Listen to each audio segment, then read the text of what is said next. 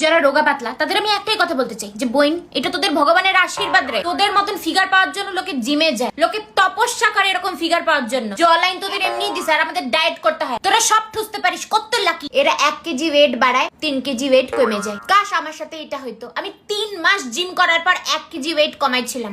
ওই খুশিতে অল্প একটু আইসক্রিম খাইছিলাম, 5 কেজি ওয়েট বাইরে গেছে। ভাই, রোগা হওয়ার জন্য আমাদেরকে চেষ্টা করতে হয়, এফর্ট দিতে হয়। ওটা তোরা ফকটে পাইছিস। তো আমার স্বপ্ন যে যা খুশি খাবো, কিন্তু আমি মোটা হব না। মোটা হওয়া কারো স্বপ্ন হতে পারে ভাই? একদিন অল্প চকলেট খাই নিলে আমি 3 দিন গিল্ট ফিল করি, কালকে মোটা হয়ে যাবো। আরে রাত তো ঠুইসেও মোটা হইতে পারতেছে না। আমি দেখছি রোগাদের মোটা বললে আর মোটাদের রোগা বললে কি যে খুশি হয়। আমি জানি না লোকের কি সমস্যা। পাতলাদের বলে অল্প মোটা হোক, মোটাদের বলে অল্প পাতলা হোক। যারা রোগা এদের খাওয়ার গায়ে লাগে না বোধহয়, ডিরেক্ট বাষ্প হয়ে যায়। আর আমি তো জল খেলেও মোটা হয়ে যায়। এরা আমার থেকে 4 গুণ বেশি ঠুসতেছে, তাও মোটা হচ্ছে না। বয়স কম লাগে, সব ধরনের ড্রেস ফিট হয়। কত ব্লেসড তোরা। লাল ড্রেস পরলে তো আমাকে সিলিন্ডারের মতন লাগে। আমার তো জেলাস ফিল হয় এদের দেখলে। আমাকে যদি কেউ বলে তোকে রোগা লাগতেছে আগের থেকে, এটা আমার জন্য বিগ কমপ্লিমেন্ট। আমি তো চাই ফ্যাট ডোনেট করতে। আর এগুলা তুমি রোগাদেরকে বুঝাইতে পারবে না, ওদেরকে এগুলা বলা বেকার। কারণ যাদের খাওয়ার দাওয়ার গায়ে লাগে না, তোমার মানে তোমার এগুলা লেকচার ওদের গায়ে লাগবে?